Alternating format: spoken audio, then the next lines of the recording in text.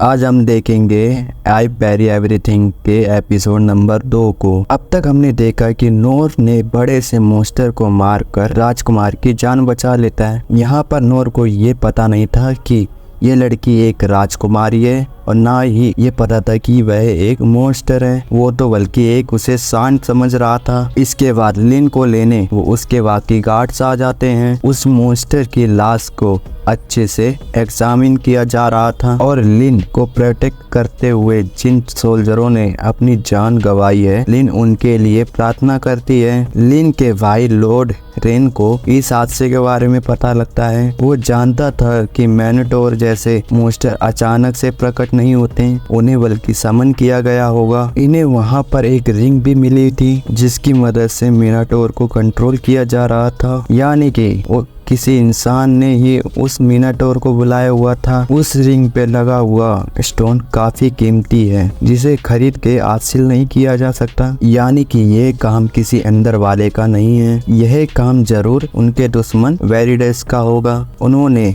Monster के जरिए राजकुमारी को मारने की कोशिश की है, यानी कि वह इनके देश के साथ युद्ध चाहते हैं। इनके देश में एक डंजन है जिसमें ढेर सारे कीमती रेलिक भरे हुए हैं और वेरिडस इसी डंजन को हासिल करना चाहता है। और लेकिन जिस इंसान ने उस मॉन्स्टर को मारा था अभी तक उसके बारे में कुछ पता नहीं है। इधर नोर मास्टर गिल्ड में जाता है और मास्टर बताता है कल जब नोर कंस्ट्रक्शन साइट में काम कर रहा था उसके पास एक बहुत बड़ा मॉन्स्टर आ गया था। वो ए रैंक का मॉन्स्टर था और उसे किसी अनजान आदमी ने मार गिराया। नोर को समझ ही नहीं आता कि उधर इसकी बात हो रही है, क्योंकि उसके हिसाब से उसने केवल एक मामूली सांड को हराया है। नोर अब मास्टर से अगला काम मांगता है। मास्टर नोर को समझाता है कि ये मजदूरी का काम छोड़कर उसे कोई ढंग की जॉब करनी चाहिए, वहाँ वह ज्यादा पैसा कमा सकता है। तभी यहाँ पर राजकुमारी लिन आ जाती है। वह नोर से मिलना चाहती थी, इसलिए वह अपनी डिटेक्शन स्किल का यूज करके उसके पास गई। लिन ने मैजिक स्कूल कंप्लीट किया है और उसके पास काफी सारी स्किल्स हैं, पर वो सब बेसिक लेवल पर हैं। अब लोग यहाँ पर लिन को पहचानने लगे थे, इसलिए लिन नोर को लेकर बाहर आ जाती है। वह अपना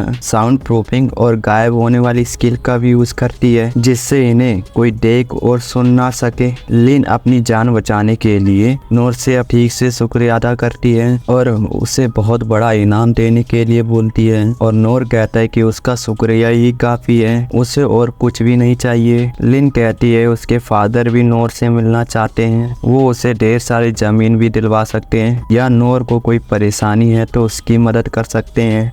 नोर तो बस मना ही किए जा रहा था। इससे लिन अब दुखी हो जाती है और जिद करती है कि जब तक नोर उससे कोई उपहार नहीं लेगा जब तक वह यहाँ से हिलेगी भी नहीं। अब नोर लिन के फादर से मिलने के लिए मान जाता है। इसके बाद लिन नोर को अपने महल में ले जाती है, जिसे देखकर नोर सोचता है कि ये तो बहुत बड़ा घर है, लिन जरूर बड़े घराने से है। इन दोनों को एनोस नाम की लड़की मिलती है जो कि असल में लिन की बॉडीगार्ड है, पर नोर को यहाँ पर लगता है कि यह इस घर की नौकरानी होगी। लिन उसे बताती है कि नोर ने ही उसकी जान बचाई है और इनस दोनों को राजा के पास ले जाने लगती है। रास्ते में इन्हें गिलबर्ट नाम का आदमी मिलता है जो नोर को देखते ही पहचान जाता है कि इसी ने ही मॉन्स्टर को मारा होगा। इनस गिलबर्ट को उनके साथ चलने को बोलती है क्योंकि उसे नोर पे भरोसा नहीं था। इधर राजा क्लेस अपने बेटे रेन के साथ मीटिंग कर रहा था। कैसे दुश्मन देश वेरिडस शांति समझौता करने को तैयार नहीं है, उन्हें डंजन पे पूरा हक चाहिए। इसलिए में क्लैश को उन्हें अपनी मिलिट्री पावर लोन की तरह दे सकते हैं। राजा क्लेस ने यह ऑफर ठुकरा दिया था और वेरिडस किंग ने कहा था कि वह इसका बदला जरूर लेगा। खैर तभी यहाँ पर लिन और बाकी लोग आ जाते हैं। रेन लिन पे गुस्सा करता है, वो अकेले बाहर क्यों गई थी। लिन कहती है कि उसे अपनी जान बचाने वाले को ढूंढना था और नोर ही वह इंसान है। यह सुन राजा नोर के पास आता है और उससे हाथ मिला के उसका शुक्रिया अदा करता है। नोर बताता है कि वह पहली बार अमीर घर पर आया है तो उसे यहाँ के तौर तरीके नहीं पता है। राजा कहता है कि नूर को बिना इनाम दिए यहाँ से नहीं जाने देगा। नूर जितना भी चाहे पैसा, इनाम, जमीन, जायदाद मांग सकता है तो मांग ले। तो नूर कहता है कि उसे कुछ नहीं चाहिए। तो राजा कहता है कि उनके देश में सबसे पुराना डंजन है जिसके अंदर से ढेर सारी कीमती चीजें निकलती रहती हैं और उन्हें वह ट्रेजर हॉल में रखते हैं। तो नूर चाहे तो डंजन का आधा खजाना ले सकता है, लेकिन नूर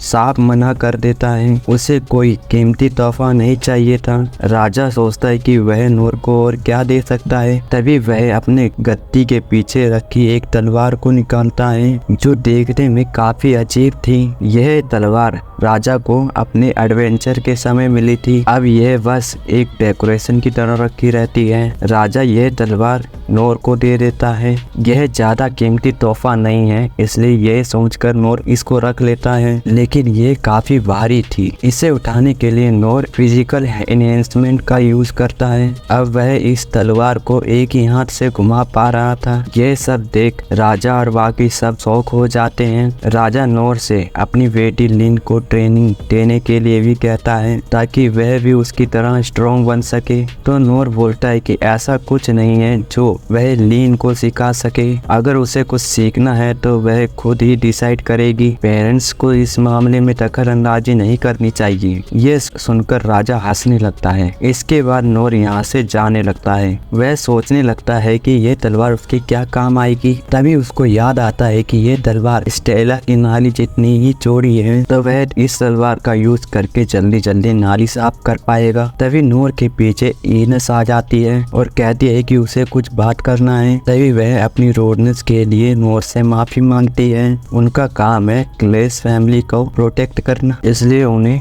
हमेशा चौकन्ना रहना पड़ता है। नूर बोलता है कि मुझे लगा था कि तुम नौकरानी हो। इनस बताते हैं कि वह क्लेस फैमिली के मिलिट्री के वाइस कैप्टन है, तो उसे द डिवाइन सील भी कहा जाता है और उसका काम है कि अपनी जान देकर लेडी लिन की रक्षा करना। तो नूर ने लेडी लिन की जान बचाई है, तो इस तरह एनोस की भी जान बचाई है। उस दिन एनोस किसी काम से बाहर गई थी, इसलिए वह लेडी लिन के साथ नहीं थी। खैर, एनोस कहती है कि अगर नूर को किसी की मदद चाहिए तो वह बता सकती है। तो नूर कहता है कि वह जरूर बताएगा। आखिर में एनोस नूर को डांट लगाती है कि राजा से ऐसे बात नहीं कर सकता, जैसे कि वह आम आदमी हो। अगली बार तुम राजा के सामने तमीज से पेश आना। इसके बाद एनोस नूर से उसका नाम पूछती है। जब नूर अपना एनोस को नाम बताता तभी एनोस को कुछ होता है, तो वह नूर से कुछ नहीं कहती, वहाँ से चली जाती है। नूर घर जाने के लिए मुड़ा ही था, तभी वहाँ पर गिलबर्ट उसके सामने आ जाता है। वह देखना चाहता था कि वह नूर में कितनी ताकत है, इसलिए वह नूर को फाइट के लिए चैलेंज करता है।